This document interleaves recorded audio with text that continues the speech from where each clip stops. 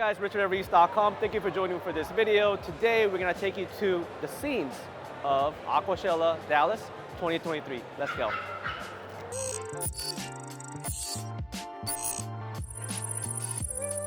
Aquashella just finished, and let's dive into my experience with the show.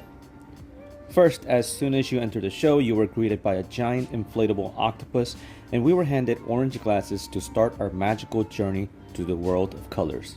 As you would have guessed already, this really enhanced the experience of seeing UV reactive paint's impact on the world that many artists and manufacturers were trying to create for the attendees through various different paints, materials, light sources, and special effects. Best way to describe this was that I was in the world of Navi, the world of Avatar, Alice in the Wonderland, that was fused with urban culture. It was absolutely breathtaking, and it was best entrance to any show that I have ever had the pleasure of attending in my years of reporting. All the special effects, animals, arts, products seamlessly integrated really well and really made my first time experience a memorable one.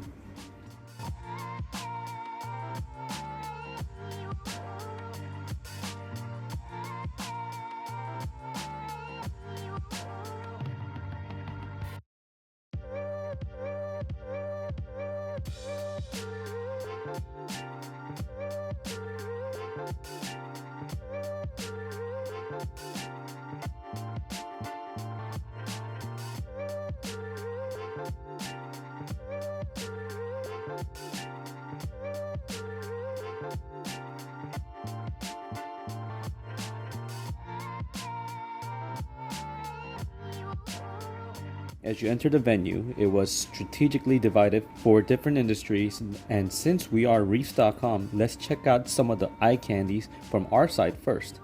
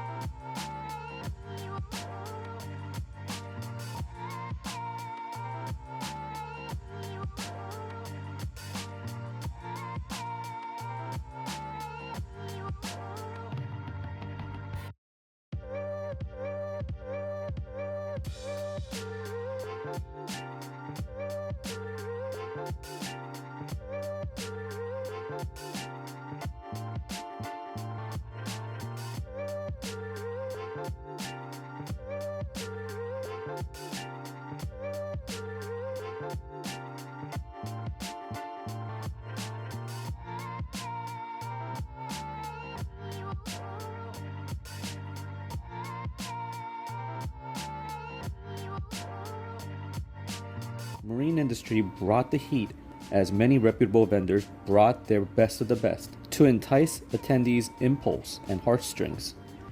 Reef builders and my good friend Chris Meckley of ACA Aquaculture named this Goniastrea australensis, also known as mazebrain coral, as one of the top 3 corals of the show.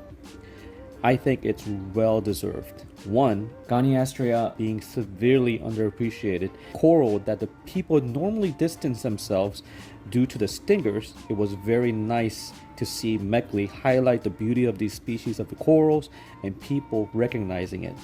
Also, check out some of the new products that was unveiled from this show. More in-depth videos on these products are coming soon, but meanwhile, check out this clever way to feed nori without wasting any of the algae by straying away from the traditional design and going with the design that came from researching the animal's behavior of grazing and their constant need of grazing throughout the day. This was a nifty product that everyone and anyone can use if you keep herbivores in your system. I heard that Mark Levinson got one-of-one custom floating design. I may have to contact them and get the 2 of 2 and get on that train. Another amazing product that was unveiled at this show was from Clearwater Scrubbers, and they released their highly anticipated two of their all-in-one series tanks. And just like the name of the company, they have integrated algae scrubber as the heart of the filtration, and they really done a great job, and we're going to focus on that on a separate video in depth.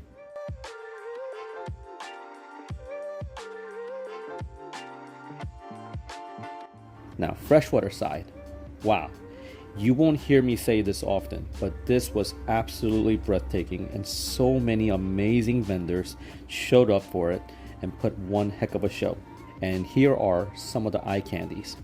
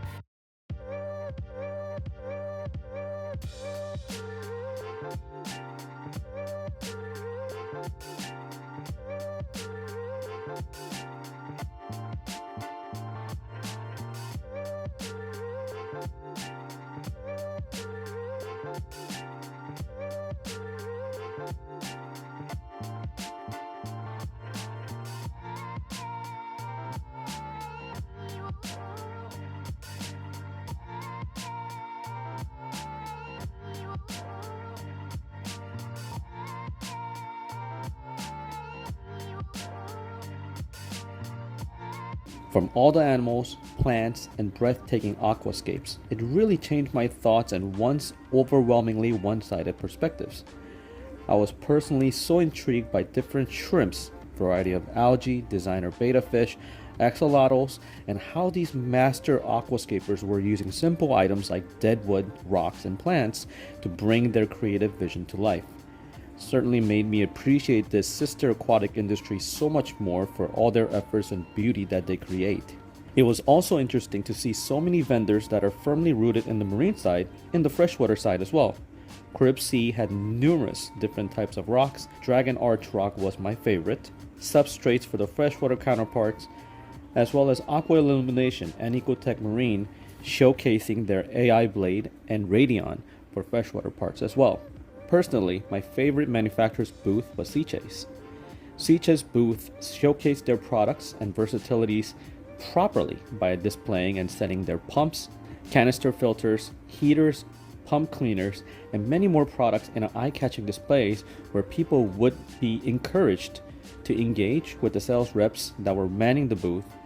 And Jay and Melissa did a heck of a job by creating a simple yet eye-catching, vibrant display tanks that effectively intertwine with the theme of the show while highlighting the strengths of their products. Another thing that I thoroughly enjoyed was that art was so intertwined, embraced, and showcased throughout the show.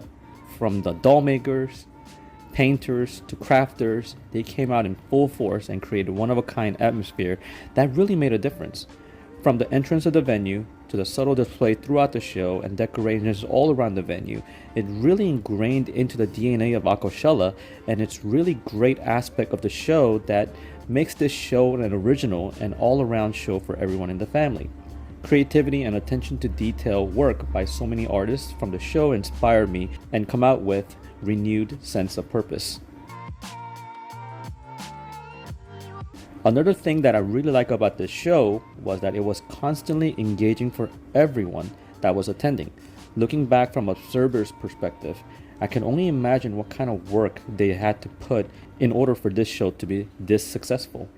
For example, as soon as the show started, there were aquascape offs from marine side where people can watch and help judge and learn.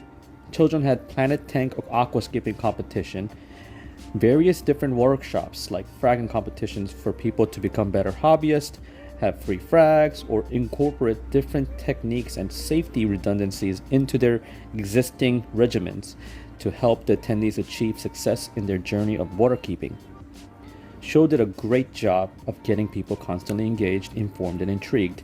My daughter would have personally loved Nora Vossen's workshop on how to paint, and I'm sure many children as well as adults that would have and would thoroughly enjoy this experience.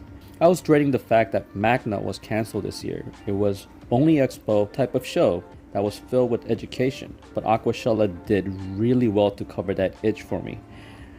I was also invited by Raj of MRC and Reef Builders at the last minute to come up to the stage and pay tribute to Jake Adams, but I declined because I don't think I could have said anything else. I mean, what more can I say after Chris and Raj that has known Jake for years? They did Jake justice, and I stood there and reminisced with everyone that was there, paying tribute to a man that gave so much to our hobby. Show is very festive. It's a joy for your eyes, explosion of creativeness that you can't find anywhere else. I see this as an event that will bring new people into the hobby and into our group of niche aquatic world. This show literally has a place for everyone so that even non-hobbyists will enjoy it. It's an experience that will stay and resonate with you. I strongly recommend that you have to experience it at least once in your reefcaping journey and just to fully immerse yourself and enjoy. I absolutely love my first Aquashella experience, and I thank you for following my journey into this show. Let me know in the comments down below what you thought of the show and what was your favorite that was featured on this video. Thank you for watching, and you guys have a great day. Take care.